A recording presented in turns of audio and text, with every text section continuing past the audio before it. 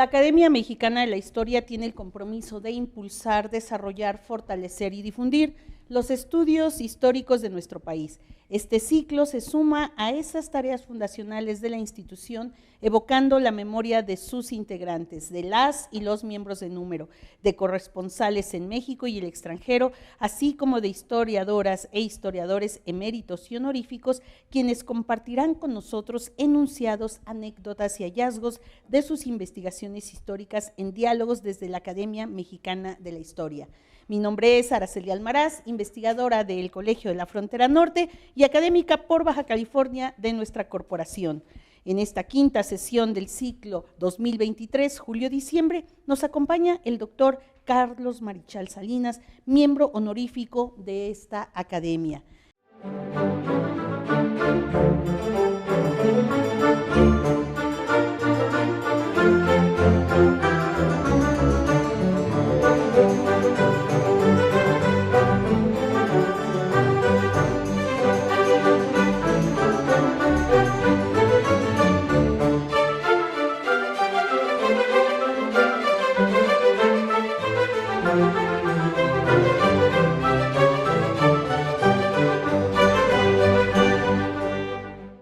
Gracias, querido doctor Carlos Marichal, por compartirnos momentos importantes de tu trayectoria en este diálogo y, por supuesto, con ello contribuir a la memoria visual de esta Academia Mexicana de la Historia.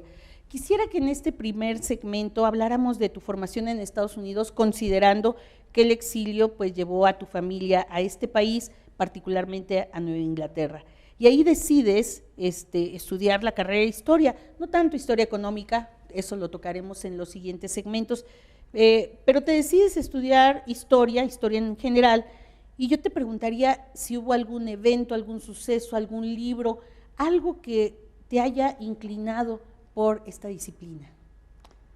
Bueno, Araceli, la verdad es yo creo que como pregunta se refiere al tema de la formación.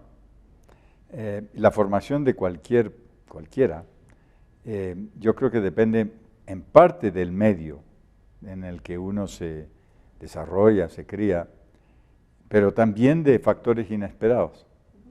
Y sobre esto puedo comentar, pero creo que vale la pena empezar con la razón por la cual yo estudié allá en Boston, en Cambridge más concretamente, en la Universidad de Harvard, la licenciatura y después, pasando los años, el doctorado.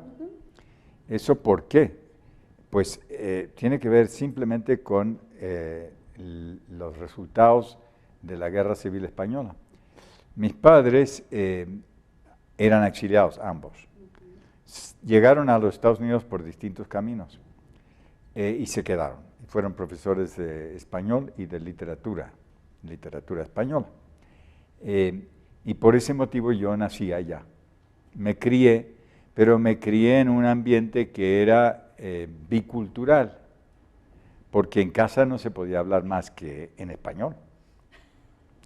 Y en la calle solo había inglés. Entonces, cuando fui a la escuela por primera vez, pues yo no entendía nada, ¿no? Ay, ay, ay. Y mi madre me comentaba que había una niña bilingüe, una niña argentina. Yo no sé quién era, no me acuerdo porque tenía 5 años, pero me dice que ella es la que me traducía, ¿no? Ah, mira. Para que yo pudiera hablar con la maestra y decirle qué es lo que quería o no, tal. Pero al cabo de, obviamente, los chicos aprenden muy rápido, al cabo de poco tiempo estaba hablando yo en inglés y volví a casa y entraba en el ámbito del español. Claro. Yo le hablaba en inglés a mi padre y no me contestaba.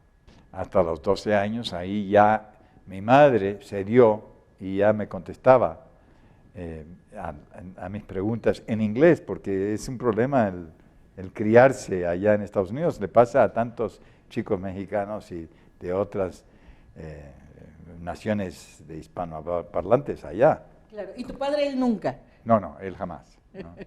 Eso que aprendió el inglés, ¿no? De hecho, me llevó una vez a ver un partido de béisbol, ¿no? Y creo que era de los Red Sox o algo así. nunca había estado él, yo tampoco, pero nos sentamos y luego me preguntó, dice, ¿y esos que están atrás en qué hablan? ¿No?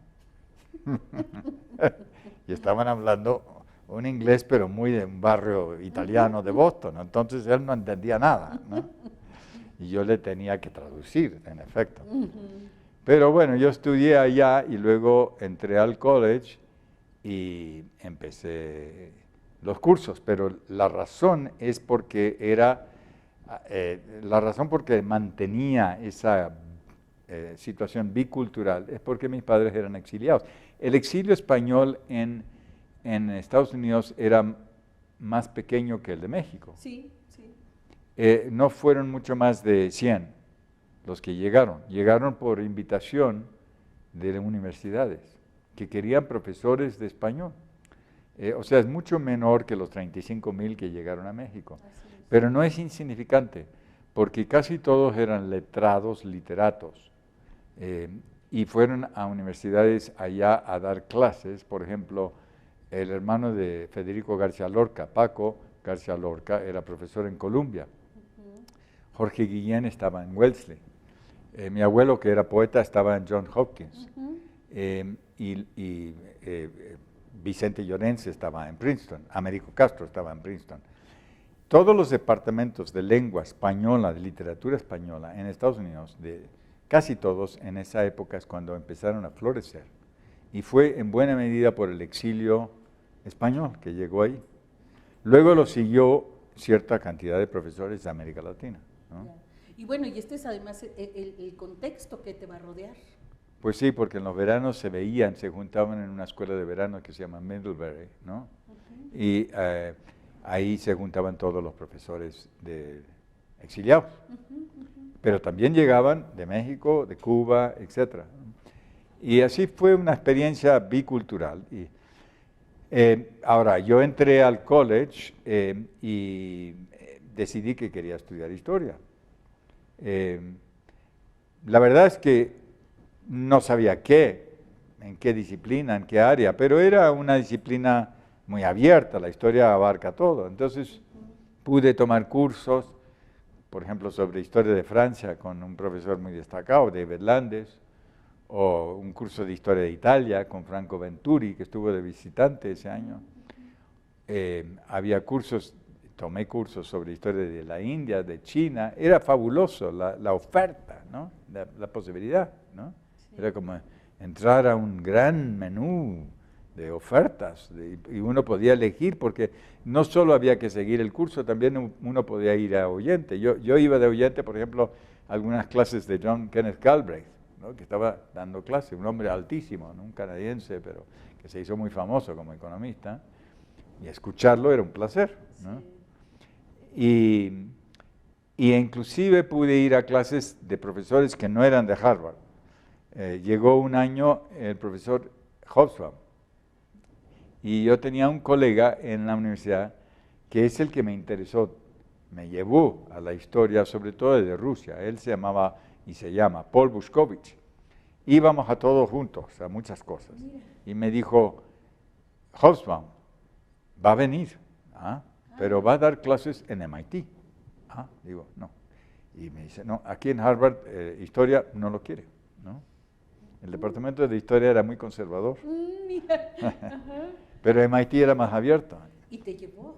Entonces nos anotamos. Entonces tomábamos el metro e íbamos de Cambridge de la parada de Harvard Square a la de MIT. Y íbamos a la clase y ahí éramos como 10 alumnos en la clase de Hobsbawm. Estaba todo el equipo de maoístas y de trotskistas de MIT en la clase. Y luego nosotros dos. Y él llegaba y llevaba siempre una camisa color café, ¿no? Informal bastante, y nos hablaba de los temas que a él le interesaban. En este caso yo creo que era mucho de las rebeliones populares. Había escrito sobre las rebeliones de los primitive rebels, ¿no? Que era comparativo, que es la verdad lo que me interesaba, porque me estaba interesando en la cosa comparativa. Sí, sí. Por ver todas estas opciones que daban los cursos. Y luego por Buskovich, que me enseñó mucho a nivel de historia de Rusia. Él era hijo de exiliados, bueno, no exiliados, de emigrados. Su padre había sido muy pro-soviético, pero en el 27, como era matemático, decidió irse y fue a Estados Unidos. Y Bushkovich entonces me hablaba de Rusia y yo aprendí mucho de la cuestión rusa. Inclusive luego seguí un curso, ¿no? Pensando que el ruso era la lengua del futuro. Mira. Pero ya tienes en este momento, antes de ya decidirte por tus estudios de posgrado, pues vas a tener toda esta amplitud de las historias de estos países y vas a tener toda esta posibilidad de nutrirte no solamente de los amigos de la familia, de tus padres, que son literatos, de tu abuelo, además una ascendencia también en las letras, en la poesía, sino todas estas clases, y entonces ahora sí te vas a decir ya por historia latinoamericana. Pues todavía no. Yo iba a terminar el college, pero era la época de la guerra de Vietnam. Y entonces yo lo que no quería es ir a la guerra. Y, me iban a enrolar. Entonces fui al departamento local en Cambridge, donde se tenía que inscribir para ver si te mandaban o no. Y me dijeron, no, a usted le conviene irse un tiempito, a prolongar su carrera del college, de la licenciatura, porque si hace eso, durante ese tiempo no lo van a enrolar, lo que llaman draft en Estados Unidos, ¿no? El draft board. Y entonces me fui un par de años a España, y así me escapé de la guerra, ¿no? Pero si no, había colegas que los metían y los mandaban a Vietnam, claro, ¿no? Claro. Todos los que estábamos en las organizaciones antiguerra teníamos terror, pánico por ese tipo de temas, ¿no? Claro. Y los jóvenes ahí en Harvard eran muy activos, un grupo de como 300 que eran muy antiguerra, ¿no? Y así es que pasé 2 años en España y fui a parar a la Facultad de Ciencias Políticas de la Complutense en Madrid. Y estuve 1 año en una residencia universitaria y otro año en casa de un tío mío que era editor, ¿no? Y entonces viví la experiencia de la España franquista, el 68, 70, esa época. Sí. Y eso fue una experiencia política interesante. Y en la Facultad de Ciencia Política estuve primero estudiando, siguiendo cursos diversos, así, muy a la libre. Y el segundo año ya trabajando con un profesor como de auxiliar y metiéndome a los archivos y la hemerografía, las bibliotecas, en historia política española. Ya. No estaba en Somosaguas todavía. No, estaba en el centro, en la vieja ciudad universitaria. Y muy interesante. Claro, también había episodios, llegaba la Guardia Civil, bueno, más bien los grises, a perseguir a los muchachos cuando se ponían bravos, muchachos y muchachas, porque era muy democrática en eso, la universidad a nivel de los estudiantes, no de los profesores, pero... Y viví pues experiencias de eso, de muchas manifestaciones y todo lo que era conocer lo que era el mundo de la oposición a Franco en ese momento. Pero también estaba yo metido leyendo periódicos del siglo XIX. Bueno, y además estabas con tu tío también, que una fuente inagotable de información, ¿no? Sí, a nivel editorial aprendí mucho de lo que era la edición. Sí, me interesó y así seguí. Pero al término de ese periodo ya pude volver a Estados Unidos porque entró Nixon y puso una cosa que se llamaba la lotería para la guerra. Y si te tocaba un número bajo, 1 a 165, estabas salvado. Si te tocaba un número superior, te mandaban, ¿no? Y me tocó bajo. Ay, ganamos un historiador. Entonces, ya entré al poco tiempo al programa del doctorado. Ya. Tuve mucha suerte, pero el hecho es de que empecé con los estudios del doctorado y me empecé a pensar qué es lo que iba a hacer, ¿no? Sí. No sabía, pero finalmente dije América Latina, ¿no? Porque tengo esa trayectoria. No sé exactamente por qué, pero elegí trabajar en América Latina y ahí trabajé con los dos profesores, que eran los únicos dos que daban historia de América Latina. Uno era John Parry, un inglés, que era un clásico, ¿no? Había escrito la historia del imperio español, Spanish Seaborne Empire, ¿no? Y otros libros sobre descubrimientos. Era todo una autoridad en ese terreno, y un inglés de vieja escuela, muy de, yo le llamo el último representante académico del Imperio Británico, ¿no? Porque había sido rector de la universidad en Nigeria y vicerrector en Jamaica. Wow. Y luego llega a Harvard. Y el otro profesor joven, era John Womack. Y Womack era recién autor de Zapata, ¿no? Del libro. Sí, sí. Fantástico biografía, nunca superada, porque la escritura y la idea de que él proyecta ahí es increíble. Y teníamos ahí un seminario con él. Aprendí mucho con él, trabajábamos mucho en México del siglo XX, ¿no?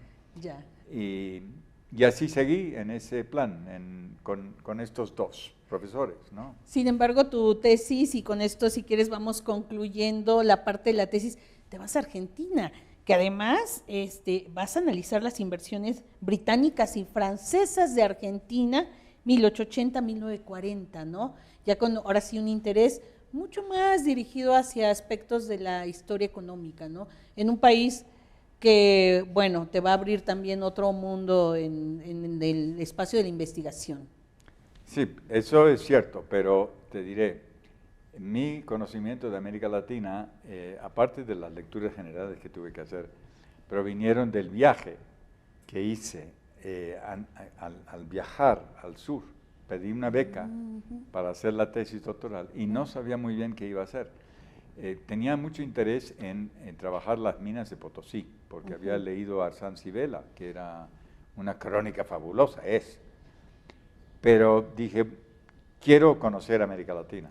Que fue la Frederick Sheldon Traveling Fellowship. Exacto.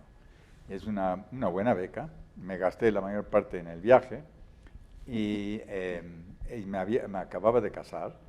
Y entonces le dije a Soledad, nos vamos.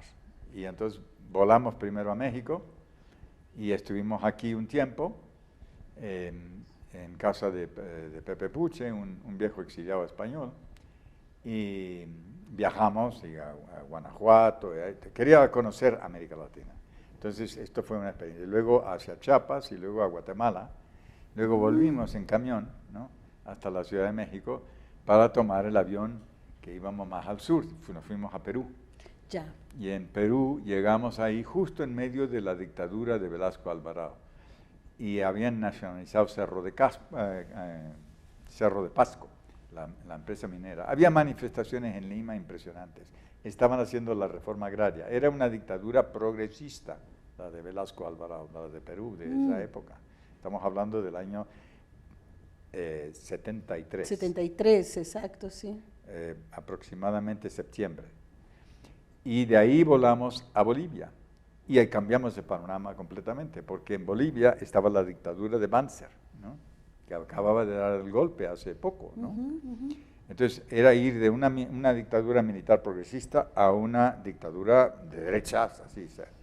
Bueno, estuvimos ahí unos cuantos días y Soledad dijo, bueno, vámonos ya para Argentina. Y ella dijo, vamos a tomar el tren. Digo, pero tenemos los boletos de autobús. Y entonces resulta que, dijo, no, insistió, el tren. Tomamos el tren, entonces, porque fui a la estación a ver si había lugar, y había 2 boletos. ¡Ay, sí! ¡Suerte! En camarote, así que acostados, ¿no? Mirando el altiplano, ¿no? De novios. ¡Sí, sí! Y ya bajamos hasta La Quiaca, que es la entrada en Jujuy de Argentina. Sí, ¿cómo no? Pero ahí, cuando llegamos, chocamos con una realidad muy distinta. Sí. Al salir de La Paz, había manifestaciones en contra de Banzer por el tema del aumento de los precios de harina y de azúcar. ¿Y por qué? decía, yo decía, digamos, ¿cuál es la razón? Pero los vagones de trenes en la estación en La Paz decían azúcar para el pueblo hermano de Chile, trigo para el pueblo hermano de Chile. ¿Y qué era eso? Pinochet acababa de dar el golpe y Banzer le estaba mandando azúcar y trigo. Sí. Estamos hablando ahora de principios de octubre, así que muy poco después del golpe militar en Chile, que ahora mismo se está cumpliendo el aniversario de 50 años, ¿no? Y Banzer estaba ayudando a un amigo dictador, ¿no?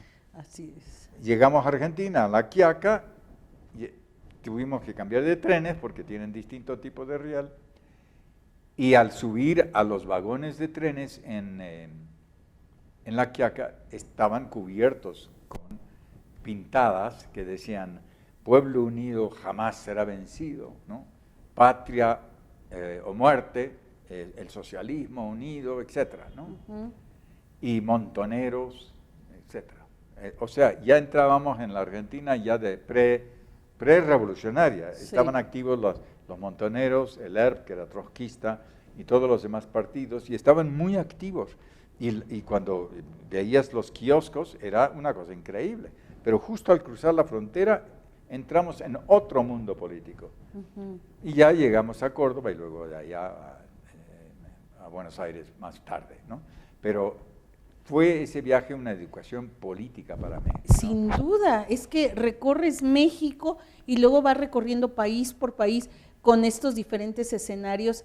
Esa parte que sí que creo que marca completamente al historiador económico y va a marcar pues esas reflexiones y esas dudas y esas grandes interrogantes que te vas a hacer después, ¿no? Pues sí y no, porque toda la experiencia política, por un lado, era fascinante e interesante, pero yo no estaba en eso, digamos, yo lo miraba con cierto asombro, tanto las dictaduras como este movimiento de revolucionario, guerrillero, etcétera. Yo iba a hacer una tesis doctoral, era la meta. Sí, sí. Y entonces, cuando ya me instalé en Buenos Aires, no sabía muy bien qué iba a hacer, pero acabé en una biblioteca, trabajando en una biblioteca que se llama la Biblioteca Tornquist, que era de un banco. Sí. Y resulta que es la mejor biblioteca de historia económica de América del Sur. Sí, además de una familia de empresarios que los ha estudiado Jorge Gilbert, ¿no? Sí. Enrique Tornquist era el mejor banquero, el más original de Argentina del siglo XIX, el más cosmopolita. Y la biblioteca era en el propio banco. Todavía subsistía y funcionaba. Poco tiempo, porque estuve ahí trabajando 2 años hasta que la familia Tornquist decidió que iban a vender la biblioteca. Por suerte, acabó en manos del Banco Central, está al lado de la Biblioteca Prebisch. Pero yo ahí es donde aprendí a trabajar historia económica. Mira, no, esto es fascinante y claro, desarrollas la tesis Inversiones británicas y francesas en la Argentina, como había comentado, y si te parece, cerremos este bloque, porque ya nos hablaste de los profesores, y yo tenía aquí anotado Crónica de la Villa Imperial de Potosí. Siempre era el objetivo inicial. Sí. Yo quería, porque decía Potosí, tan fascinante, la gran mina, etcétera, ¿no? Sí. La mina de plata más rica de toda la historia. Pero el hecho es de que cuando yo entré a trabajar a la Biblioteca Tornquist me desvié. Dije, no voy a trabajar esto. No sabía que a la vuelta en el Archivo General de la Nación había papeles muy interesantes. Pero lo que ocurría es que la Tornquist era tan rica y que me hablaba de la época, la primera globalización. Sí. Yo ya estaba interesado en esa temática, en parte por el conocimiento del inglés, del francés, del español, y yo veía ahí un mundo posible de una apertura que me desvió de la historia colonial, ¿no? Sí. Pues cerramos con este trayecto, estos itinerarios que definieron tu vía de investigación, que a futuro, pues ahorita la vamos a tratar en el siguiente segmento, pero fascinante lo que nos has contado, y volvemos en un momento justamente para hablar sobre el camino hacia la historia de la banca, hacia la historia de las crisis y las deudas. En un momento volvemos con el doctor Carlos Marichal, miembro honorífico de esta Academia Mexicana de la Historia.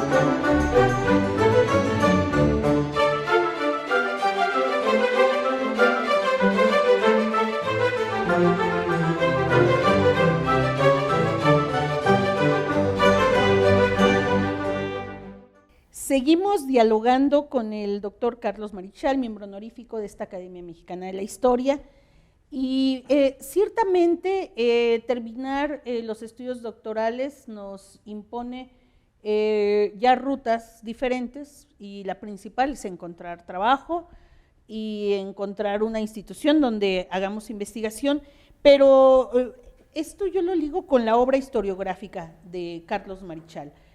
Encontrar una institución, empezar a desarrollar una carrera académica, y esto va acompañando la producción de libros, pero también la conformación de redes, colaboraciones, y yo encuentro entre el 73 y el 98 además algo que ya nos irás contando, pero las distintas estancias que vas a desarrollar de investigación que van acompañando. Entonces, quizá podamos partir de la llegada a México y la llegada a una institución como la UAM. Bueno, Araceli, cuando terminé el trabajo de investigación en la Biblioteca Tornquist, hice una tesis que presenté y que fue aprobada. No es que los profesores Parry y Womack me hubieran ayudado, porque no me ayudaron en absoluto. Me dejaron en libertad, ¿no? Y el tema no les parecía que ellos lo manejaban, entonces yo llegué a lo que era la presentación de tesis en el 77, bastante tranquilo porque habían aprobado, ¿no? Sí. Pero yo no estaba, sin embargo, muy contento con el resultado de la investigación, porque no había tenido dirección adecuada en cuanto a metodología. Entonces fue un trabajo que a mí me resultó muy interesante por las lecturas que pude hacer. La preparación de la tesis en este caso no era tan importante para hacer un libro, sino para prepararme como maestro, como profesor de América Latina. Volcado bastante a historia económica, ¿no? Claro. Pero yo quería buscar trabajo, como dijiste, ¿no? Sí, sí. Ahora, ocurre el golpe militar en Argentina el 24 de marzo de 1976, y a partir de ahí se hizo imposible conseguir trabajo allá. Y entonces empecé a ver qué posibilidades había de trabajo en otras partes. En Estados Unidos había una oferta en Texas de profesor de estudios latinoamericanos, pero tenía que ser también el asesor del equipo de fútbol, soccer. Entonces eso no me parecía muy atractivo. Había otra oferta en Montana, tampoco, en frío infernal. Soledad no quería ir para allá. Es que en fines de los 70 había muchos jóvenes doctores en estudios latinoamericanos, de Estados Unidos en particular. Era la época de oro de los estudios latinoamericanos allá. Ahora ha decaído relativamente, pero en esa época era... Entonces había una oferta de candidatos y poco trabajo. Me fui a España porque no encontraba, fui 1 año y medio y trabajé con un profesor allá en un instituto de estudios internacionales, pero quería yo trabajar en la universidad. Para mí la universidad en España, en Estados Unidos, podría ser cualquiera, pero no, en España estaba cerrada la universidad, había transición democrática, había muerto Franco y eso lo viví ese momento. Pero, y establecí muchas amistades con mucha gente en el sector universitario, pero no había lugar en la universidad, no querían reconocer mi título de doctorado, la Universidad Complutense no reconocía los títulos de universidades que no tuvieran convenios con la Complutense. Y con Harvard no había convenio, así que me dijeron, no, su título de doctorado no sirve. Es de Harvard, pero lo sentimos mucho. Y luego me dijeron que la licenciatura tampoco, porque no había estudiado en la licenciatura 3 materias fundamentales, que era, Válgame. creo que era Derecho Romano, y no sé si visigodo y eclesiástico, ¿no? Bueno, pero en medio de esta búsqueda también vas a escribir un libro que publicas en el 77, que es Spain, a New Society, 1834-1844, que yo, cuando vi el título y el año, yo pensé que esa había sido la tesis doctoral, que ya después viendo vi que no, pero estás buscando y estás escribiendo este libro, ¿eh? Bueno, había hecho la investigación en esos 2 años anteriores. Ajá. Y había seguido. Y luego, pues, lo publiqué en España, salió como la Revolución Liberal y los primeros partidos políticos en España. Esto para indicarte que en realidad mi formación más fuerte, hasta el 80, fue en historia política y en investigación en ese terreno. Y lo de historia económica vino porque hice la tesis doctoral en ese terreno, pero la formación personal y en términos de este tipo de primeras investigaciones y la experiencia en España en la Facultad de Ciencia Política. Y yo estaba trabajando en España en un instituto de estudios internacionales, pero vinculado a la política. Pero bueno, no había opciones, no había posibilidades. Entonces, de repente llega una carta un día. Por eso estas cuestiones de la suerte. Azares de la Azares vida, de la vida. se alinean los astros. Y venía de México, de un colega en la Universidad Autónoma Metropolitana, Iztapalapa, que me escribía y me dice, Carlos, ¿por qué no te presentas a un concurso aquí? Dice, pero primero escribe a Luis Villoro, que es director del departamento de la División de Ciencias Sociales. Le escribí y me dijo, sí, manda tu currículum y ya veo que estás por publicar un libro y tal, eso ya, doctorado y libro. El de Spain. Y fue a partir de esa correspondencia con Villoro que finalmente llegaría yo a la Universidad Autónoma Metropolitana Así en Iztapalapa. Sí. A un departamento de historia. Sí. Que resultó estupendo. Claro. Porque estaba lleno de gente de lo más diversa. Había colegas mexicanos, Ira de Gortari, Carmen Ramos, José Rivera, muchos que eran ya profesores de historia, básicamente de historia de México. Pero también estaban mi colega Guy Pierre de Haití, Jan Patula de Polonia y varios exiliados más. Y Juan Odone, que era de Uruguay, que el día que llegué me dijo, mira, yo te ayudé para conectar con Villoro, pero me voy a operar de corazón. Me voy la semana que viene. ¿Dónde? A Alabama. Y tú te quedas a cargo de la coordinación de la maestría. Bueno, otra especie de... Y entonces yo dije, ¿qué hago? Bueno, tengo que aceptarlo, estoy llegando, ¿no? Aunque no cobré 9 meses, porque la Secretaría de Gobernación no quería pagarme hasta que no tuviera un permiso, Claro, sí. Entonces, un poco vivía de limosnas en esa época. Pero el hecho es de que... Pusiste a trabajar a Soledad. Ella se fue a trabajar a Toluca, donde no importaba Secretaría de Gobernación. Ella te mantuvo este tiempo. Soledad me mantuvo, iba todos los 2-3 días a la semana en el trolley y luego el autobús en observatorio y daba clases y nos mantenía. Vivíamos en la Plaza de la Conchita en Coyoacán, un lugar fabuloso. Sí. Rentábamos una casita y yo, por mi lado, iba en pecero al Metro General Anaya y tomaba el metro hasta Ermita y en Ermita un pecero a Iztapalapa. Y escuché ahí en el camino durante 2 años más cumbias de las que jamás quise escuchar. Bueno, pero te nutriste de todo ese sabor, esa cultura chilanga, ¿no? Y era joven, y, bueno, uno no resiste, ¿no? Sí, claro. Esos viajes. tiene la energía, está abierto al mundo, está descubriendo lo que es el México popular. Claro. Y ahí empecé a dar clases. Así es que empecé a trabajar. Básicamente lo que daba era Historia Económica y Social 1, 2 y 3.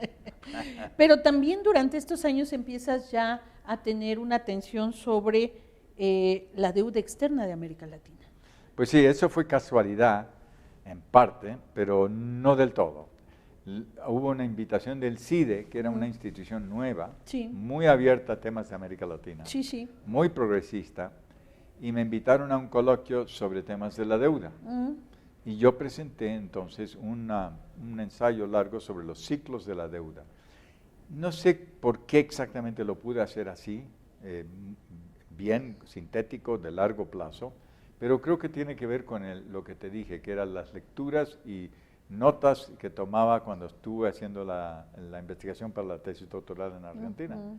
Y entonces ya tenía una idea de la importancia de la banca y de la deuda en la banca inglesa, la banca francesa, la banca alemana, los temas de la deuda, la banca norteamericana.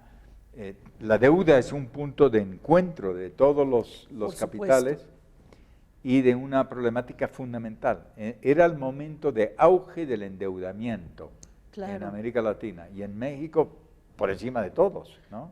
Es una época que llegó a su auge el endeudamiento externo. Sí. Y al hacerlo, estábamos discutiendo eso todos los días o viendo en los periódicos, ¿no? El periódico, leíamos el Excelsior, ¿no? Pero el periódico favorito nuestro era El Día, porque El Día tenía mucha cobertura latinoamericana y ya empezaba a verse que esa burbuja de la deuda iba a explotar, ¿no? Y en efecto, yo presenté esa ponencia un poco antes de la explosión que vino en el 82, agosto del 82, cuando México va a moratoria. Silva Herzog anuncia que México ya no está en condiciones de pagar, López Portillo hace la devaluación y la nacionalización bancaria. O sea, 3 eventos financieros así colosales. Yo viví eso muy de cerca porque nos afectó a todos los profesores. Después de la devaluación, el sueldo se bajó el equivalente de 40%, y luego vino la segunda devaluación a principios del 83 y cayó todavía más, ¿no? Yo tuve que cerrar la cuenta bancaria, pues yo ya estaba viviendo de día a día, ¿no? En el banco ya les decía, no tiene usted los mínimos. Le vamos a empezar a cobrar. Sí, sí. Y entonces era cobrar y pagar la renta, la comida, la escuela de la niña y ya. Al día, ¿no? Completamente. Pero viviendo esa experiencia, uno se dio cuenta de, bueno, la crisis de la deuda. Y eso creo que me llevó o sea, el presente me llevó al pasado. Al pasado, ¿no? Sí, sí. Bueno, seguí dando las clases, hice la coordinación de la maestría, tiene una maestría conjuntamente con la ENA, que era una alianza originalmente entre Villoro y Florescano. Los conocí bien, todos los líos, finalmente tuvimos que romper el convenio, pero seguimos con la maestría. Todos los chicos salieron bien con sus maestrías. Yo tuve que buscar becas, etcétera, etcétera. Ya la SEP dio como 6 becas a la primera generación. El inicio de CONACYT empezaba las becas. Sí, sí, ¿no? sí. Y entonces fue muy interesante para mí también aprender ese conjunto de cosas. Pero ahí es cuando empiezo a trabajar ya más en seminario en la UAM.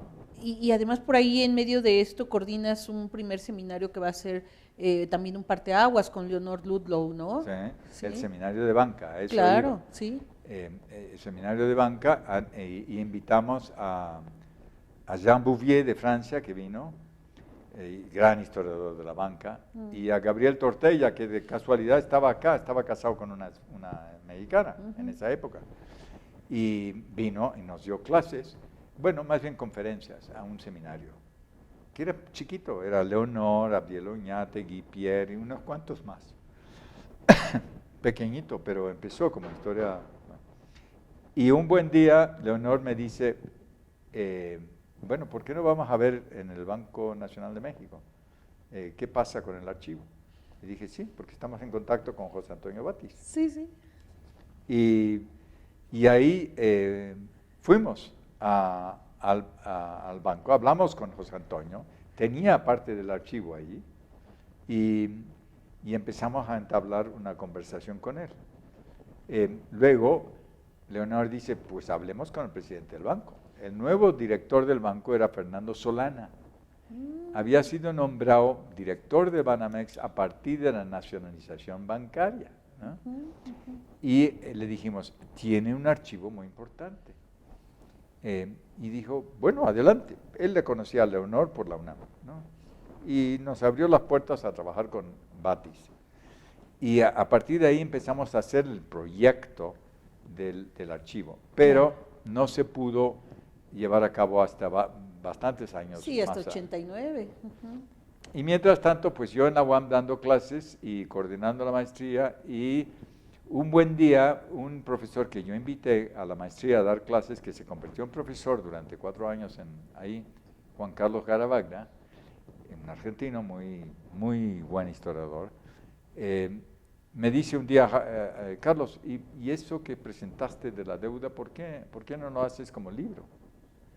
Y me quedé pensando, y le estuve dando vueltas, y durante 2 o 3 años, en los veranos, me iba a Boston, visitaba a mis padres, pero de paso iba a la Harvard Business School, porque tiene la mejor biblioteca económica de Estados Unidos, sin duda, ¿no?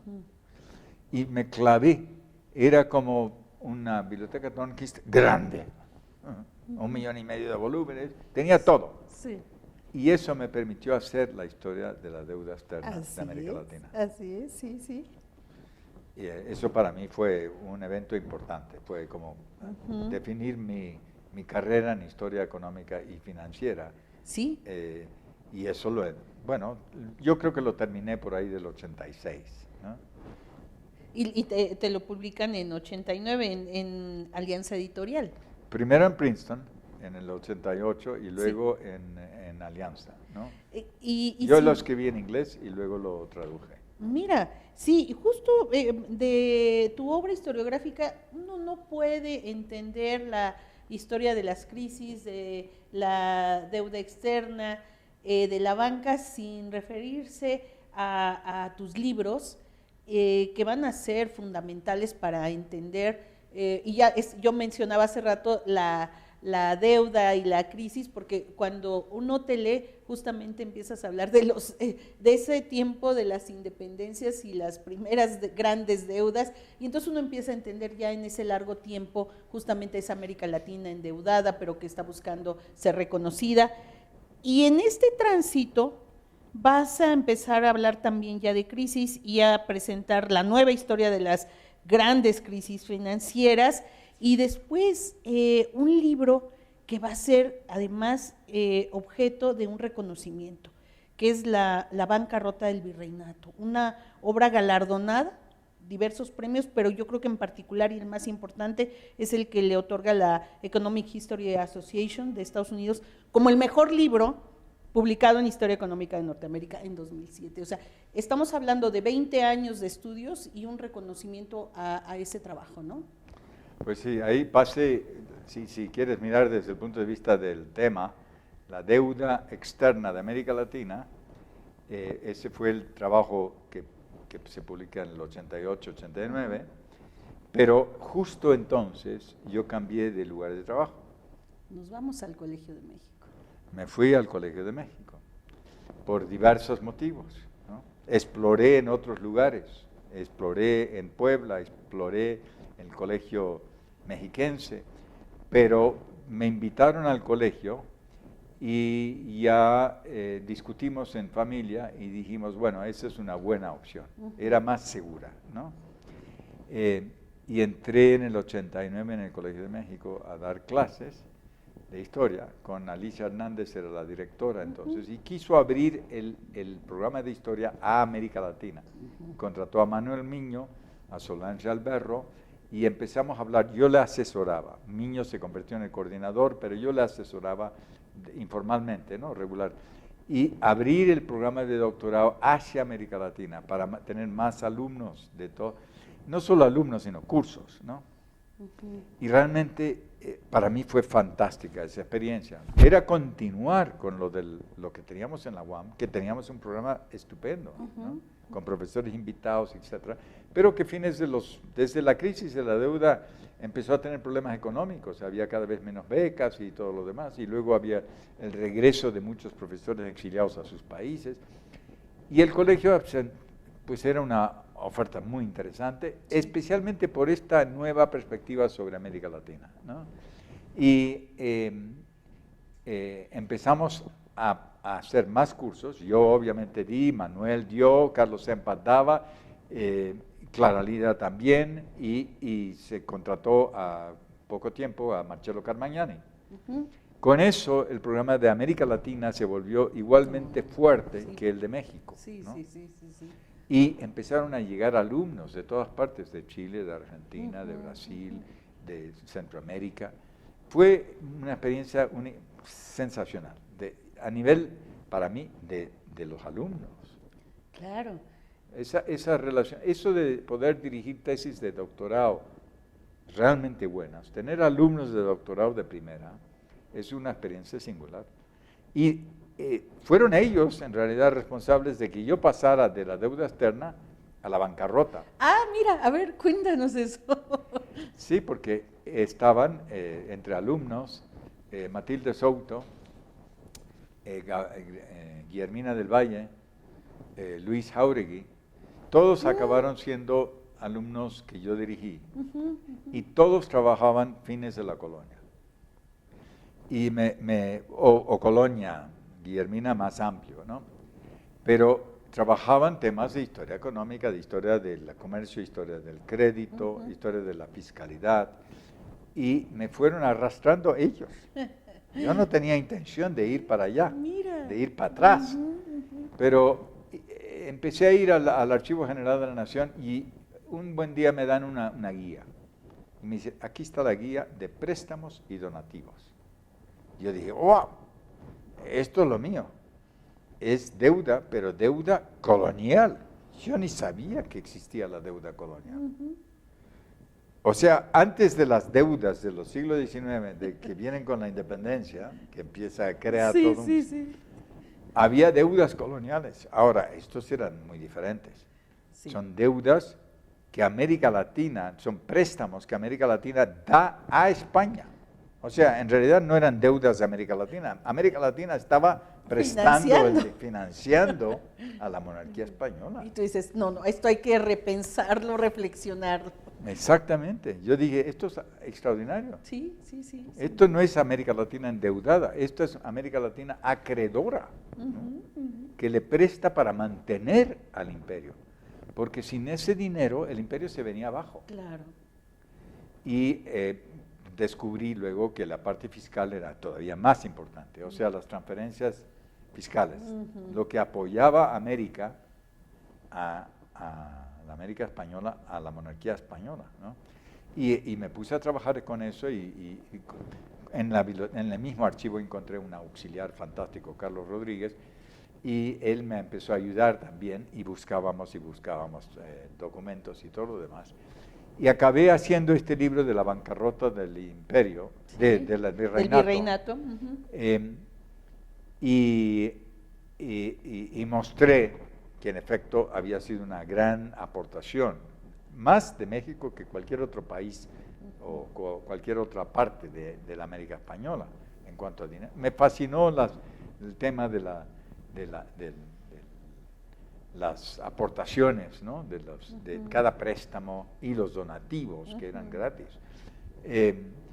Y seguí trabajando con eso y publiqué el libro. Ahora, recuerdo que cuando publiqué el libro, poco después se lo mostré a Gabriel Tortella, que yo conocía muy bien, gran historiador, fundador de la historia económica en España. Y me dijo, Carlos, no, pero en tu libro dices que Nueva España, que México dio todo este dinero a España, ¿no?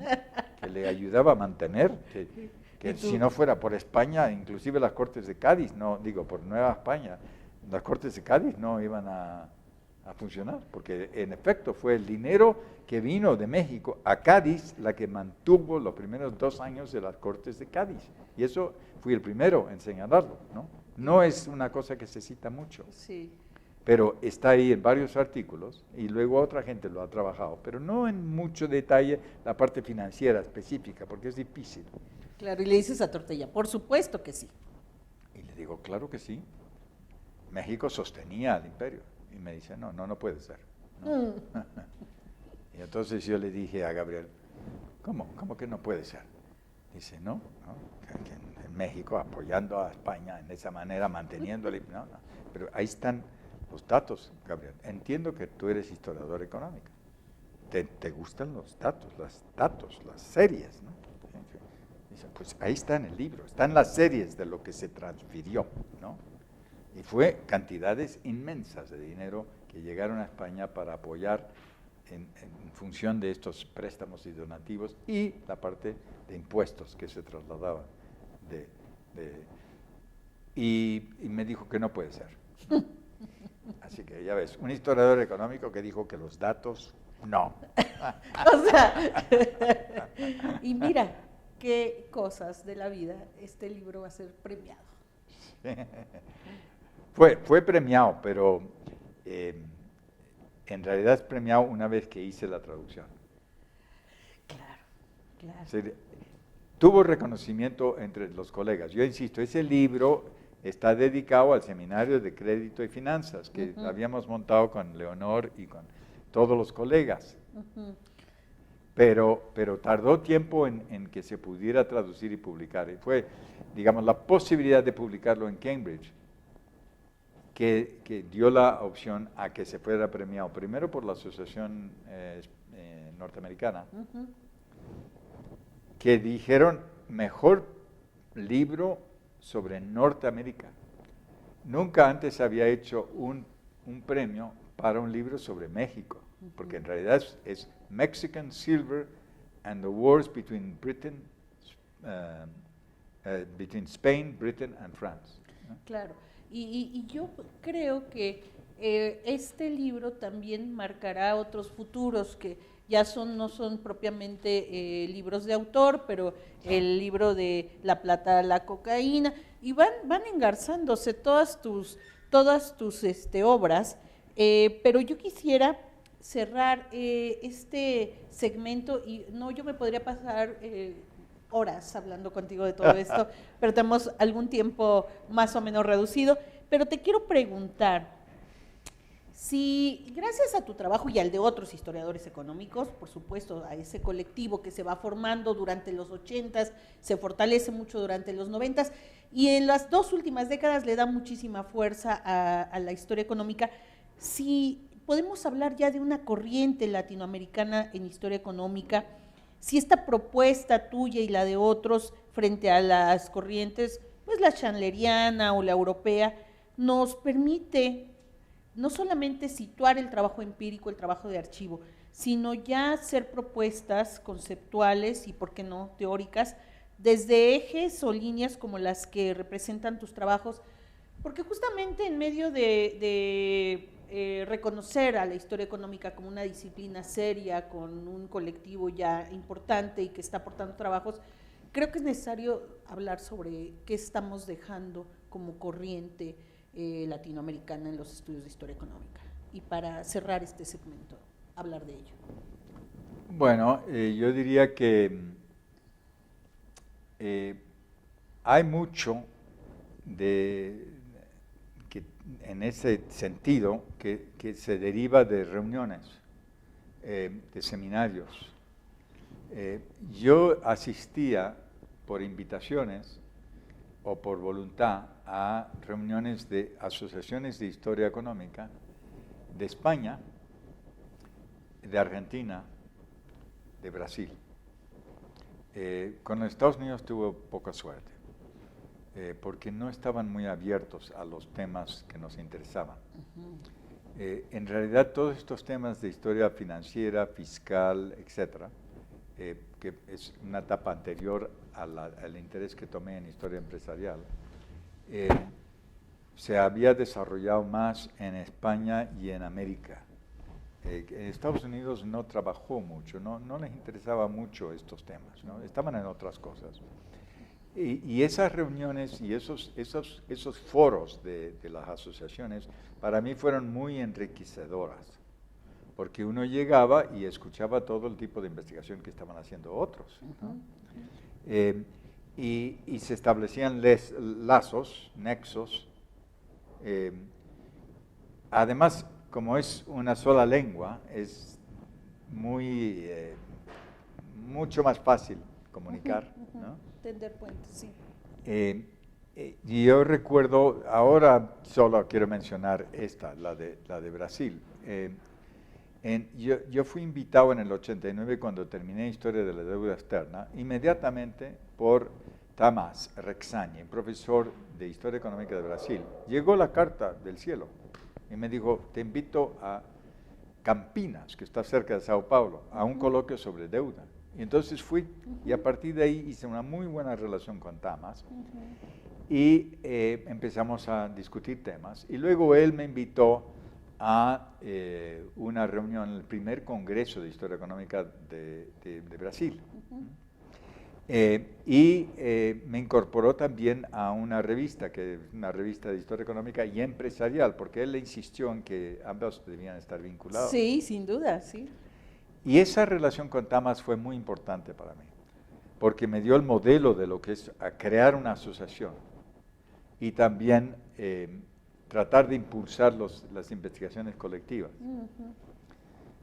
Así es que a partir de ahí también él me llevó a otro plano, me invitó a un Congreso Internacional de Historia Económica en Europa y me puso de comentarista en Lovaina, donde se hizo el Congreso, no sé si 10º o 11º, del Congreso de Historia Económica Internacional.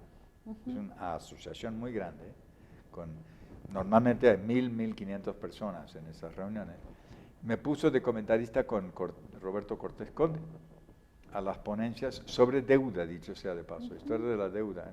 Yo diría que es como en el 92 o por ahí, no me acuerdo exactamente. Y eso para mí también fue importante, para vincular, ver ya la historia económica de América Latina, pero tratar de que se metiera en el ámbito internacional. Y eso fue cosa de Tamás y de Roberto, y me metieron, ¿no? Entonces estábamos representados Argentina, Brasil y México en esto, ¿no? Y eso me llevaría después a otras cosas, a participar más activamente en eso. Sí, vamos a ver lo de las asociaciones en el siguiente segmento, pero bueno, justo estás ya dejando el camino allanado para que discutamos sobre la naciente Asociación Mexicana de Historia Económica, que mucho creo que se va a relacionar con estos aportes que hemos hecho. Y lo dejamos, si quieres, para el segmento próximo.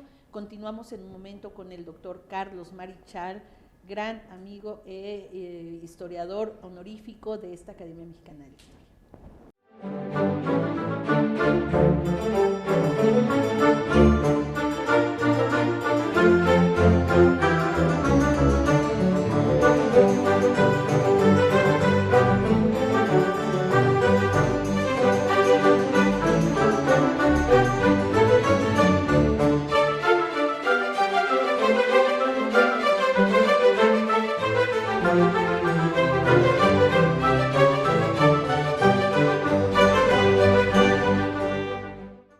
Estamos de vuelta con el doctor Carlos Marichal, miembro honorífico de esta Academia Mexicana de la Historia, para hablar de dos actividades que distinguen el trabajo de este gran historiador económico. Y yo creo que uno de ellos tiene que ver con el amor a los archivos.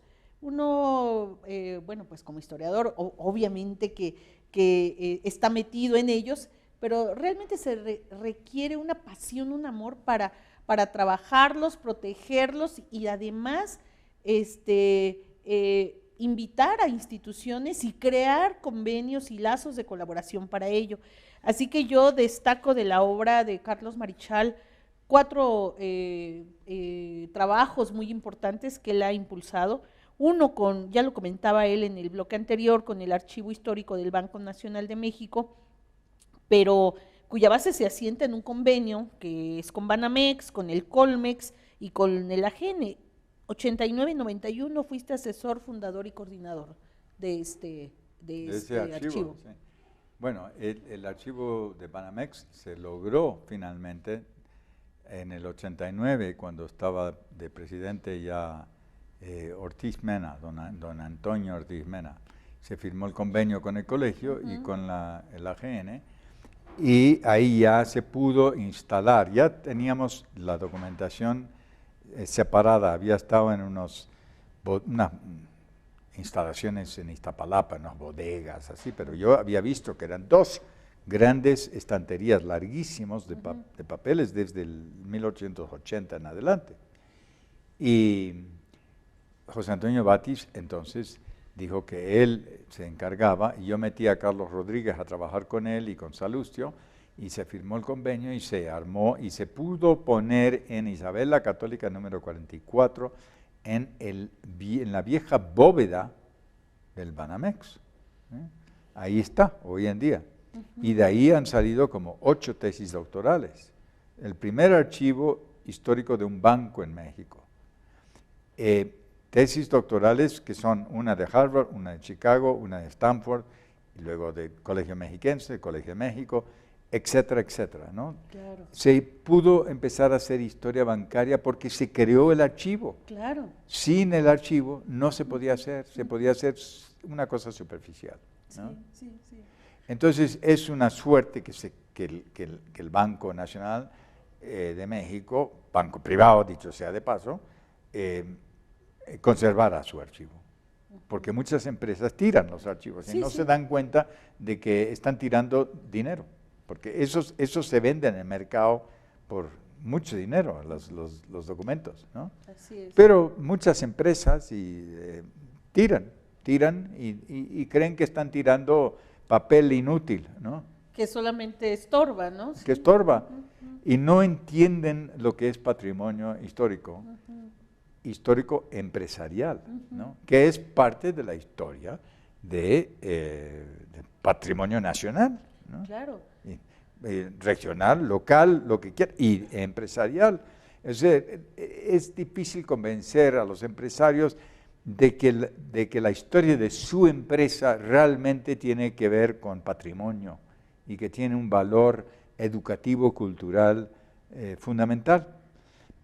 Algo tiene que ver con el hecho de que tradicionalmente se ha pensado que es el Estado o la Iglesia los responsables de los archivos, claro, de los archivos estatales y de los eclesiásticos, claro. Y los demás, ¿no?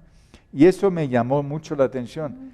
Fue casualidad que pudiéramos trabajar en crear ese archivo. Fue una labor conjunta entre varias instituciones, pero hubo unos pocos que nos dedicamos a fondo al tema. No, yo lo sé. Y yo creo que tú fuiste esa mano invisible, bueno, que después se hizo muy visible. Leonor y José Antonio Batis eran las otras claves ahí de este asunto del Banamex. Y esto también paralelamente me llevó a interesarme en historia de los archivos, y recuperación de los archivos de otras empresas, ¿no? En realidad yo en historia empresarial no me había metido mucho, pero había leído muchas cosas de Mario Cerruti. Sí. Y él es realmente el que me lleva en ese camino. Y entonces, no sé por qué, por ahí del 93, en el Colegio de México, le dije a Mario, ¿por qué no hacemos un coloquio? Vamos a hacer un coloquio de historia de las empresas. Mi idea era en parte cómo podemos encontrar más archivos de otras empresas, ¿no? Y empezamos a trabajar en ese coloquio. Yo lo organicé, lo coordiné, pero cuando terminó le dije a Mario, mira, vamos a publicarlo, ¿no? Sí. Dice, pues tú vas a ser el coeditor, porque tú eres el que sabes de historia de empresas, ¿no? Yo de historia de empresas sé un poco de banca, pero nada más. Y accedió. Y publicamos eso, y después, pasando los años, hicimos otro coloquio que él propuso, que era historia de la banca regional en México. Sí. Y por el hecho de estar en el Colegio de México, los profesores tienen bastantes lazos con el Fondo de Cultura Económica y hacen coediciones, y esto le atraía a él. Y entonces pudimos publicar el primero como historia de las grandes empresas en México y el segundo como historia de la banca regional. Pero qué interesante, porque Mario te coloca en la discusión de las grandes empresas y luego tú colocas a Mario Cerruti en el tema de la banca, pero desde las regiones, que es lo que a él le gusta. Entonces ahí hay un complemento también muy interesante entre colegas, ¿no? Bueno, pero él fue el que realmente dijo, no, historia regional de la banca, ¿no? Sí, sí, claro. Y tenían los contactos y yo tenía otros. Y se montó fantástico el coloquio, y el libro es realmente muy interesante porque te da una perspectiva ya no de la banca del centro, ¿no? De la Banamex o los otros bancos principales de la capital. Lo que está pasando en el país. En el resto del país. Y eso ayuda a entender qué está pasando en la historia bancaria en general, ¿no? Claro, claro. Entonces, pero a partir de ahí no encontramos muchos archivos regionales. Pero yo seguí escarbando y otro gran archivo que sí me sirvió mucho para eso fue el Archivo General de la Nación. Sí. Porque ahí yo trabajaba mucho con Juan Manuel Herrera, que era el jefe de Archivos Central. Y Juan Manuel, fantástico, estaba haciendo la guía del archivo, ¿no? Sí. Había sido alumno mío en la UAM, en Hilo Tempore, en el 79. Pero entró al archivo, trabajó con Alejandra y se quedó en el archivo muchos años. Y me hizo ver que había un fondo, que era el fondo de los bancos expropiados durante la Revolución, ¿no? Y ese es un fondo de 3.500 volúmenes que está poco trabajado. Pero hay gente que ha hecho investigaciones sobre esos archivos. En esa época yo estaba editando una especie de boletín de fuentes para la historia económica de México, publicado en el Colegio de México, con apoyo de Banamex. Así es, sí. Y ahí tenemos esa guía de fuentes y archivos para la historia económica de México 1990-1994, otro gran proyecto, otro gran proyecto. Ahí es donde hicimos varios ensayos sobre la banca. Jauregui hizo, por ejemplo, la banca Zacatecas. Leonor hizo el banco de Mercantil de Veracruz, y varios más, ¿no? Pequeñas guías o artículos. El de Leonor es más largo. Y una profesora de San Luis Potosí hizo una buena guía del Banco de San Luis. Todavía falta mucho ahí. Por ejemplo, el Banco Minero de Chihuahua tiene 500 volúmenes ahí. No hay guía, ¿no? Claro, y luego están otros bancos regionales como el Banco de Occidente, el Regional de Occidente. Allá en el norte tenemos la Bancaria del Pacífico, que después se va a estatizar, pero surge como privado. Bueno, Bancaria del Pacífico, Banco del Pacífico, y después se une con el de Occidente, ¿no? Que también ahí hay una beta interesante. Pero luego también te conviertes en asesor para la creación y supervisión de otro archivo fascinante, impresionante e importante, que es el Archivo Histórico de Pemex. Bueno, lo de Pemex fue pura casualidad. Bueno, todo lo que nos has contado van siendo casualidad. Ahí lo que ocurrió fue que un día yo estaba paseando por el colegio en los pasillos o yendo a tomar un café, que me encuentro con Soledad Loaesa. Científica política, muy conocida. Y me dice, Carlos, quiero que me ayudes. ¿Con qué? Dice, Adrián está muy preocupado por el archivo de Pemex. Yo dije, ¿cómo? No hay archivo de Pemex. Dice, no, pero a Adrián le preocupa mucho. Y entonces yo dije, bueno, si quieres me puede llamar y vamos a hablar. Adrián Lajou era su esposa y es... y era director de Pemex entre el 94, 99, por ahí. Y como director de Pemex se había enterado que había un archivo. Resulta que estaban los sótanos de la torre, la grande. Aquí hay dos torres de Pemex, pero la mayor donde estaba y está la dirección general de Pemex, en el piso 42 él estaba, pero en el sótano estaba el archivo, sí. Eso es muy corriente, muy común. Los meten en los archivos en las empresas en los sótanos, ¿no? De hecho, Banco de México también lo tenía en los sótanos, ¿no? Así pasa. El hecho es de que entonces se arregló una cita y fuimos Luis Aboites y yo. Yo convoqué a Luis porque Luis era colega y había organizado el archivo del agua. Era otra persona que sabía muchísimo de archivos. Y hablamos con la YU y se puso en marcha el proyecto de rescate de los 100,000 volúmenes que estaban abajo en el sótano. Qué impresionante. Y al cabo de un año, yo me fui de sabático y luego volví, pero puse a Carlos Rodríguez a trabajar ahí, que ya tenía experiencia conmigo trabajando en archivos. En Banamex. Sí, desde Banamex. Sí. Y él ahora es profesor en la Universidad de la Ciudad. Pero entonces estaba trabajando así, en trabajos de este tipo conmigo, y conseguía yo el dinero para pagarle con esos proyectos, ¿no? Tenía un salario mensual. Y le gustaba todo el asunto. Y metimos a como 8 chicas del archivo del agua, y en un año se terminó, y la YU dijo, pues ya está el edificio. Dijimos, ¿cómo? Sí, en Refinerías Capozalco se había tirado todo. Sí, claro, se tiró, yo recuerdo. Y entonces él mandó a hacer un edificio nuevo. Mira. Y eso es el archivo histórico de Pemex, que está ahí. Si vas en el metro y bajas en el metro, la parada Refinería, cruzas la calle y está el edificio del archivo de Pemex, que dicho sea de paso, contiene el archivo del año 38 de la expropiación, o sea, de las 25 empresas que fueron expropiadas, la mayor cantidad siendo del Águila.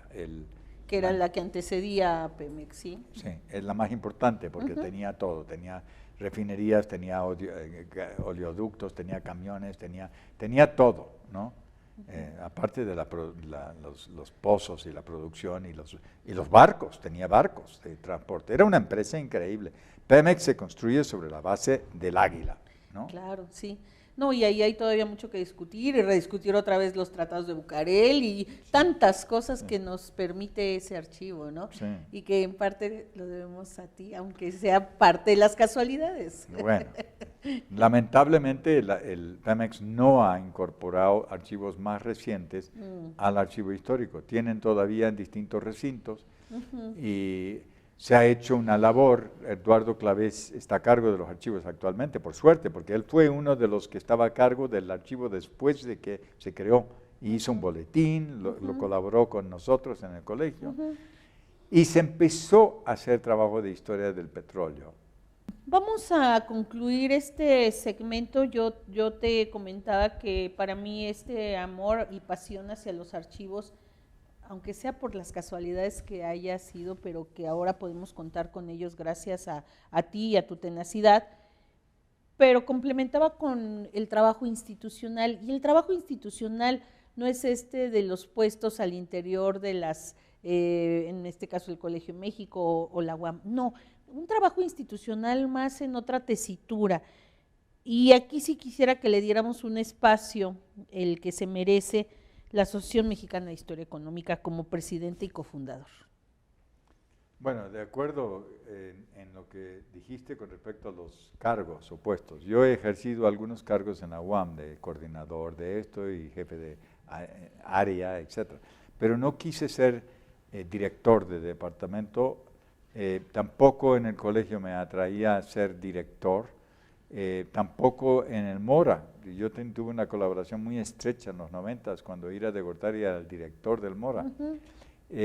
A mí me gustaba más la función de asesor, colaborador, pero porque me dejaba más libertad. Y en el caso de la Asociación de Historia Económica de México, o mexicana, de Asociación AME, como decimos siempre, la AME, eso parte del trabajo de seminarios, donde hacíamos y presentábamos ponencias.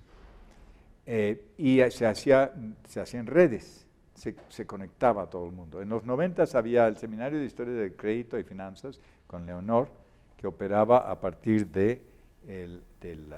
por supuesto, inicialmente de la UAM, pero luego de Coordinación de Humanidades de la UNAM, y luego del MORA, y luego del colegio. Yo le dije a Alicia Hernández cuando entré al colegio, quiero que sea un seminario interinstitucional. Y ella me contestó, no, interinstitucional no, es seminario del Colegio de México. Le dije, Alicia, no, es un seminario interinstitucional. Y a pesar de sus protestas, lo hicimos así, ¿no? Y los seminarios seguían trabajando, a veces en el colegio y a veces en la UNAM o en el MORA, etc. Yo quería que fueran amplios y los colegas querían. Claro. Porque a veces las instituciones se encierran demasiado, ¿no? Claro, y el SIGE continúa al día de hoy. Bueno, el hecho es de que ese seminario funcionó, luego Jorge Silva hizo el seminario de mercados con Juan Carlos Grosso, Garavaglia y otra gente. Ese trabajaba más desde el MORA, pero luego con históricas en la UNAM también. Y otros seminarios. En el norte Mario estaba organizando muchos seminarios. Sí, entonces fue un momento de mucha actividad a nivel de seminarios, de reuniones de grupos de trabajo. Y no me acuerdo exactamente por qué hacia el 98 se decidió. Yo creo que Leonor propuso que se hiciera una asociación. Yo lo tenía en la cabeza desde que Tamás me había invitado a Brasil, ¿no? Y claro, había participado en los españoles, ¿no? Algo en los argentinos, ¿no? Había 3 asociaciones de historia económica en América Latina, que era la argentina, la uruguaya y la brasileña. La brasileña, sí. Esas ya venían. La brasileña es la última, pero era más grande, ¿no? Y tenía yo en la cabeza la idea de que había que hacer una asociación de historia económica. Y Leonor planteaba el hecho de que desde el seminario se convirtiera en eso, ¿no? Pero claro, no era solo un seminario de historia de crédito, sino el otro de mercados y otros, y de los profesores de otras. Y nosotros teníamos la tendencia a invitar a todo el mundo a participar, de distintas instituciones. Hay entidades o instituciones en México que se cierran mucho en sí mismo y se miran mucho el ombligo. Pero nuestra propuesta era que se abriera, que hubiera transparencia, libertad, intercambio, diálogo, conversación. Y fue realmente un éxito el crearla, porque inmediatamente la gente se anotó. Y hasta empezó a pagar cuotas, ¿no? Y por lo que recuerdo, el primer congreso que hicimos fue el 2001. Ese lo tuve que supervisar. Yo creo que Leonor estuvo de presidente del 99 hasta entonces, y yo luego tomé la estafeta y encabecé ese congreso, que inicialmente fue complicado hacerlo, porque había que buscar dinero. Se hizo el primer congreso en el Instituto de Investigaciones Históricas de la UNAM, ¿no? Y fue un éxito, pese a los problemas que siempre traen los congresos, ¿no? Los congresos siempre implican logística, problema de fulano, mengano, quiere viajar de aquí a allá. No llegó. Y siempre buscar el financiamiento. A mí siempre me sorprendió que los historiadores económicos no son muy buenos para buscar financiamiento, inclusive la gente que trabaja historia empresarial, ¿no? A pesar de que estudiamos empresas y empresarios, ¿no? Sí, esto fue realmente también un parteaguas. Tenemos una Asociación Mexicana de Historia Económica, yo diría, sólida, vigorosa en los últimos años, pues con un cuarto de siglo, y que aspira pues a seguir andando a pasos acelerados, como ustedes lo plantearon. Pero hablando de estas posiciones institucionales, fuiste miembro del Comité Ejecutivo Internacional de la Asociación de Historia Económica, también miembro del Archivo General de la Nación, pero nuevamente como consejero y asesor. También, fíjate, te convertiste en parte de este Consejo Consultivo de Ciencias de la Presidencia de la República, cosa que me llama la atención. también consejero consultivo del acervo histórico de la Secretaría de Relaciones Exteriores, que dicho sea de paso también tiene grandes acervos y archivos que requieren ser estudiados, más otros apoyos institucionales como parte de juntas de profesores o juntas de gobierno de otras instituciones, pero resalto las que tienen que ver justamente con archivos. Y esta parte de la asesoría, pues fundamental también en tu participación institucional. Sí, pero yo estoy de acuerdo. Participé en muchos de estos consejos, especialmente trabajé estrechamente con Archivo General de la Nación y Archivo de Secretaría de Relaciones Exteriores, cuando estaban, bueno, ex alumnas, por Mercedes de Vega estaba como directora, se hizo un trabajo muy bueno ahí. Yo me metí a dar cursos de Historia de Relaciones Internacionales para la licenciatura en el CEI, ¿no? Y llevaba a los alumnos al archivo, igual que el Archivo General de la Nación, porque hay que llevar los alumnos ahí a ver, ¿no? Pero, y todo eso me parece que fue una labor que cumplí, en parte porque consideraba que era importante no solo el archivo como fuente documental y patrimonio, pero también por la gente. Y a veces los historiadores no aprecian bastante a los archivistas, que nos están colaborando constantemente. Sí, sí. Y en el caso del Archivo General de la Nación era una lástima que no tuviera más presupuesto. Entonces se formó un consejo académico y se trabajó muy bien con ese consejo y finalmente con el pasar del tiempo se lograron recursos como para hacer tanto el edificio de laboratorios como el nuevo edificio ahí en Lecumberri. Sí, sí. Eso fue cosa tanto de Aurora como de Mercedes, ¿no?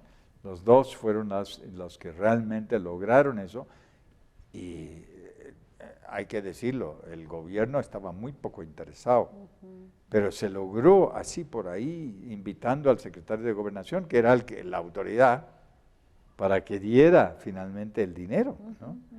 Eso fue importante. Pero con respecto a lo que estábamos hablando de la Asociación de Historia Económica, la Asociación Mexicana de Historia Económica, a mí me pareció una vez que dejé el cargo de presidente que era muy importante vincularlo con la internacional, porque ya me habían invitado y me parecía importante que los historiadores mexicanos tuvieran una presencia internacional mayor. Y que además se encabezara un proceso de incorporar a los historiadores económicos y empresariales de América Latina en estas asociaciones, ¿no? Porque hoy en día estamos en un mundo global, ¿no? Y ya no se puede hacer historia nacional a secas. No. Entonces, yo siempre he tenido una actitud bastante crítica con respecto al exceso de énfasis en la historia nacional, la historia patria, la historia de insistir en lo propio como lo único, ¿no? La historia nacional está muy bien, pero hay un mundo alrededor y hay que incorporar esa historia dentro de la historia internacional. Por supuesto, y de hecho en tu obra, y yo creo que empezando por la tesis doctoral, donde las mercancías van y vienen, donde las monedas van y vienen y están conectando globalmente a las localidades y a los países. Y eso un historiador económico, una historiadora económica no puede soslayar, ¿no? Entonces, centrarse en algo muy localista o muy nacionalista, pues es dejar de lado todas las conexiones, todas las redes globales, ¿no? Bueno, digamos que no puede, tú dijiste, no puede soslayar. Sí puede. Y ese es uno de los temas en los que yo creo que hay que ver. Se puede hacer trabajo local y situar en un contexto más amplio. Así es, sí. No es necesario limitarse a lo local, especialmente para la docencia, para formar gente. O sea, la investigación que uno hace puede ser muy particular sobre una persona, sobre una empresa, sobre una región, pero es muy importante para los alumnos dar una perspectiva más amplia e incorporar lo local Luis González diría la microhistoria, pero la microhistoria no empieza y acaba ahí, empieza ahí, pero debe acabar en una historia más grande. Claro. Como los economistas dicen, de lo micro a lo macro. Y hoy en día diríamos de lo local a lo global, ¿no? Sí. Hoy en día estamos en una época de globalización, ya no estamos en el siglo XIX, ¿no? Entonces tenemos que tener una visión más amplia. Debemos tratar de que se vea cuál es la relación entre la historia de México, por ejemplo, y la historia global, mundial, ¿no? Eso a mí me ha sido absolutamente central en las investigaciones de los últimos, digamos, 20 años. Sí, y justo quería acabar este segmento con un mensaje. Yo te iba a pedir, de alguna manera ya lo has hecho ahorita, un mensaje para las nuevas generaciones de historiadores, y no solo de historiadores económicos, historiadoras económicas, o que están interesados en el mundo de los negocios, en la empresa y empresarios. En general a los historiadores, ¿qué les diría Carlos Marichal? Bueno, yo ahora estoy dando un curso de historia global, ¿no? Y me resulta muy interesante discutir con los alumnos y ver de distinta procedencia e intereses que tienen ellos. Y creo que uno de los temas importantes es la importancia de que la historia actual se mueva hacia lo interdisciplinario. Entonces, los historiadores deben tener más diálogo con, por ejemplo, los arqueólogos. Sin duda. En México hay una gran tradición de arqueología, pero hay muy poco diálogo con los historiadores. Los historiadores leen algunas cosas de los arqueólogos, sobre todo si se refieren al siglo XVI, ¿no? Pero en realidad no hay demasiado diálogo.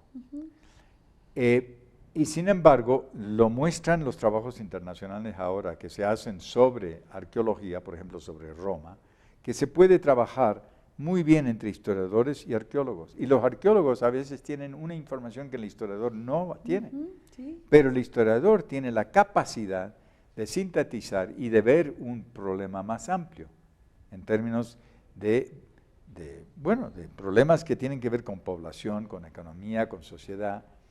Y a partir de esos muchos estudios particulares, el arqueólogo es muy micro, ¿no? Pero el historiador ayuda a que haga y se vea las consecuencias macro, ¿no? Claro. Del tema. Ese es un caso, pero ahora tenemos otros, historia y medio ambiente. Por suerte ahora empieza a haber cursos de historia del medio ambiente. Para eso tienes que saber algo de los campos científicos diversos, relacionados. Claro. No tienes que ser experto. Historia y salud, historia de las epidemias, sí. ¿No? Hoy hay, bueno, una línea que a mí esa me encantaría y la comentábamos ya con Pablo Yankelevich, historia e industria, o sea, la historia industrial, ¿no? La historia de la tecnología, ¿no? Que es un espacio ahí a indagar todavía muy fértil, ¿no?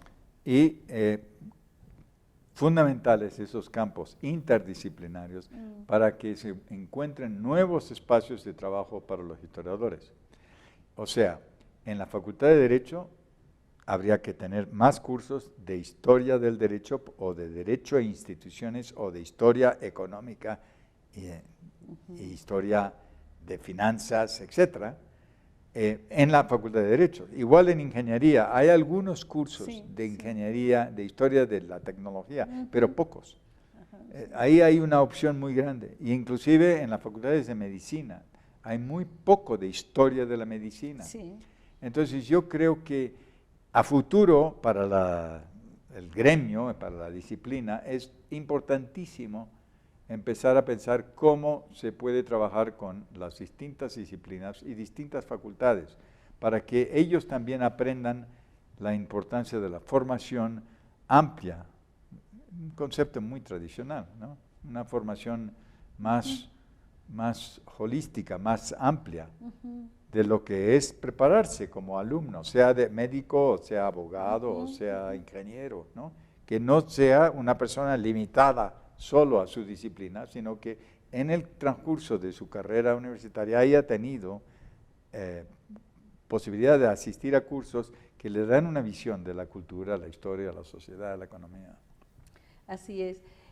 Bueno, pues yo estoy así como ya un poco triste porque vamos a terminar el diálogo en unos momentos más y platicar contigo, dialogar contigo, pues siempre es realmente una satisfacción. Así que vamos a volver al último segmento para hablar sobre los reconocimientos o cómo se reconoce Carlos Marichal. Volvemos en un momento.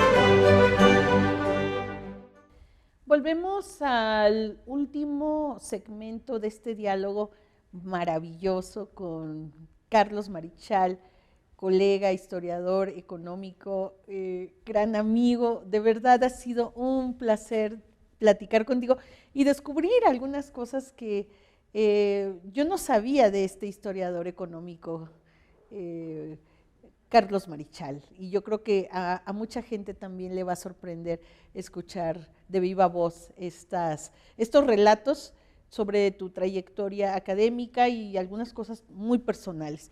Y este segmento yo siempre lo dedico a las distinciones, a los reconocimientos, hago una cita de ellos, pero tú nos podrás decir otros tantos o referirte a algunos de estos según tú consideres que es necesario hacer algún apunte. Pero mira, desde tus tiempos de Harvard, tuviste ahí ya reconocimientos, el cum laude en el 70 para tu tesis, el Harvard Graduate Prize Fellowship en el 71, el reconocimiento a la trayectoria académica y docente por la Universidad Veracruzana, el Alice Henson Jones Biennial Prize al mejor libro en historia económica de Norteamérica, que también citamos por The Economic History Association of the United States, el Jaume Vicent Vives al mejor libro publicado sobre historia de Europa y América Latina por la Asociación Española de Historia Económica, el premio Ernesto de la Torre Villar del INERM en 2012, el Premio Nacional de Ciencias y Artes otorgado por el gobierno mexicano en el 12 también. Ahora eres investigador emérito del Sistema Nacional de Investigadores, del que a muy temprana edad incursionaste, pero bueno, ahora eres parte de ese grupo de eméritos. Profesor emérito del Colegio de México con un homenaje también precioso y con un libro que derivó donde se resalta tu obra. Miembro honorífico de esta Academia Mexicana de la Historia, y el pasado septiembre la Asociación Mexicana de Historia Económica creó un nuevo premio que lleva tu nombre y que está dedicado a la trayectoria en historia económica. ¿Qué nos dices? Bueno, sobre todo de la última, el que se crea un premio de trayectoria y que lleve mi nombre, pues me halaga obviamente muchísimo. Pienso que ese término de la trayectoria es interesante. Yo no le había pensado mucho el significado, ¿no? Hay otras asociaciones que también tienen su premio de trayectoria. Supongo que se da porque hay un aprecio colectivo de la labor de una persona que va un poco más allá del tema de lo que ha escrito, ¿no? O lo que ha investigado. Como profesores investigadores que somos, en general tenemos múltiples tareas. A veces se ve al historiador como una figura, pues, autor de una obra, de un libro, de un volumen, ¿no? Y gente del común se queda preguntando, bueno, ¿y qué pasa cuando publicas un libro? ¿Cómo te sientes, no? Yo les contesto, pues, la verdad, no sé, yo no siento nada en particular, ¿no? Después si hay comentarios sobre el libro, pues sí, ¿no? Otros comentan, pues debe gastarse mucho el seso, ¿no? Es alguien que hace trabajo manual, le parece que trabajar en nuestras disciplinas debe ser muy cansador para el cerebro, ¿no? Cuando en realidad si a uno le gusta, no es así, no es cansancio, uno deriva placer y alegría y satisfacción del el trabajo intelectual. Pero son múltiples las funciones que podemos cumplir. Uno es la más fundamental, que es de ser profesor de alumnos, ¿no? Yo creo que esa es la función esencial, tratar de ayudar a formar personas. Ahora, otra es colaborar con colegas en no solo un espacio de discusión, sino en las propias investigaciones. O sea, eso es parte de la función de cosas como los seminarios y las asociaciones. Cómo uno colabora con los colegas para que ellos tengan el reconocimiento, el aprecio del par, ¿no? Pero también sientan un estímulo, ¿no? Todo esto es un poco más difícil de precisar, porque no es simplemente poner la pluma o el papel la pluma sobre el papel, sino cómo se comunica lo que uno quiere transmitir a la gente joven, o si es un público más amplio, a un público más general. Yo en los últimos años he pensado que es cada vez más importante hacer trabajos generales, de difusión. Los trabajos particulares, individuales de investigación son fundamentales como base, pero es necesario que uno después de un tiempo se dedique también a hacer trabajos más generales, ¿no? Por eso últimamente me he dedicado a eso. Cuando ocurrió la crisis del 2008, leí los periódicos, el 15 de septiembre, la caída de la casa de Lehman Brothers, etc. Sí. Y después empezaron a caer otras casas bancarias, sobre todo en Estados Unidos, y hubo una crisis financiera mundial. Y dije yo, uy, para alguien que le interesa la historia financiera, esto es parecido a lo que experimenta un astrónomo cuando ve la explosión de una estrella, ¿no? Una nova, y hay una explosión galáctica, ¿no? No lo está viendo el astrónomo, está viéndolo años después, miles de años o millones de años, pero se da cuenta que pasó algo tremendo, ¿no? Y ahí en el 8 pasó eso. Y yo en ese momento, en instante, dije, no, yo tengo que escribir algo sobre esto porque he hecho mucho trabajo sobre historia de las crisis. Y además porque vale la pena tratar de transmitirlo a un público más amplio, que entiendan algo que los economistas y los banqueros y muchos especialistas dicen, no, esto es campo vedado para el público general. La gente no entiende y no va a entender, ¿no? ¿Por qué? Pues porque es un campo de especialistas, de los que saben de banca, de finanzas, ¿no? Y la persona más habitual, común, la persona de la calle, no va a entender. Y yo digo, ¿por qué no va a entender al menos elementos fundamentales? Claro. Porque sí. le afectan su vida personal. Sí, sí. Y entonces escribí ese libro pensando en esos términos. Es una historia de largo plazo que va de 1873 hasta el 2008, las crisis, las grandes crisis. Porque esas crisis no solo afectan a los señores que están en la banca, sino al sector más humilde. Claro, ¿no? a la persona que se endeudó y ahora debe el triple cuando ya iba a terminar de pagar, ¿no? Claro. Y entonces se me ocurrió esto, de la historia de las grandes crisis financieras, y luego le agregué una perspectiva global, porque la crisis tampoco es local, es una crisis, y me interesaban más las crisis que tenían repercusiones, ¿no? Claro, y le empezaste a decir a la gente que cuando era una crisis, a diferencia de una recesión, y empezaste a hacer que del dominio público ciertos términos para especialistas.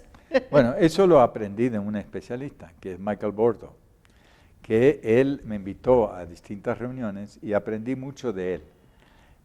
También de los otros especialistas como Barry Eichengreen, porque esto de la historia financiera se ha vuelto un gran campo en la época reciente, sobre todo por la gravedad de las crisis. Y ellos mismos miran estas crisis con cierto pues, inquietud, porque tradicionalmente la gente que está en estos temas considera que todo va viento en popa, pero resulta que a nivel de las finanzas todo puede explotar de un día para el otro y causar infinidad de problemas. Bordo dijo, las crisis no son todas iguales, tenemos que hacer la anatomía. Y dijo, hay crisis financieras, crisis bursátiles, crisis bancarias, pánicos monetarios o crisis monetarias. Y ahí yo me empecé a percibir, a partir de reuniones que hubo, ¿no? Me invitó una vez al Fondo Monetario a dar un curso con otra gente, y vi que este era un tema mundial, ¿no? Y que no estaba todo explicado, ¿no? Y no hay ninguna autoridad individual que sepa todo sobre eso. Ninguno previó bien la crisis del 2008. Así que eso indica que es necesario tener una visión de largo plazo, de histórica, porque en realidad esa crisis se podía prever parcialmente. Y podía preverse que iba a tener grandes consecuencias. Ellos no lo previeron. Y en parte la consecuencia fue que la crisis fuera tan grave, ¿no? Posteriormente, pues a nivel de la Reserva Federal en Estados Unidos, Bernanke, que sabía de historia bancaria, lo pudo hacer, lo pudo manejar bastante bien, pero en parte porque supo y había escrito mucho sobre la Gran Depresión. Así que la historia es muy importante en el manejo de las finanzas actuales. El que no sabe cómo manejarlo. Y Bernanke sabía cómo manejarlo, ¿no? Igual que mucha gente en la banca central en Europa, sabían porque estaban pensando qué pasó antes, cómo se hizo, ¿no? Y eso luego me llevó al último libro que no está publicado, está en prensa, que es una historia mínima de la globalización moderna y contemporánea. Y en eso, pues estoy esperando a ver qué pasa cuando sale a la calle. Y esas son las grandes satisfacciones de Carlos Marichal, ¿no? Dejar esos aportes y después recibir esas críticas para ampliar el debate, ¿no? Y que la gente empiece a manejar más los términos, ¿no? Sí, eso te hace feliz. Sí, a mí me hace feliz. Y sí, se puede discutir cada vez más sobre estos temas y se establece un buen diálogo y quizás estimular a jóvenes a trabajar más en esta temática y a mirar en un panorama muy amplio, ¿no? Un horizonte de historia de pasado y presente, ¿no? Claro, y bueno, ya no hablamos de la perspectiva comparativa, pero bueno, está implícita en todo lo que nos has dicho. Y bueno, a mí me hace feliz haber estado el día de hoy contigo, enormemente feliz. Y yo creo que para quienes nos están escuchando también te agradezco muchísimo este tiempo. Bueno, Aracelia, yo soy el agradecido. Me has dado oportunidad para explayarme aquí en la academia, ¿no? Y es un placer. Muchas gracias y gracias a todos ustedes por seguir esta transmisión. Nos vemos en el próximo Diálogos desde la Academia Mexicana de la Historia.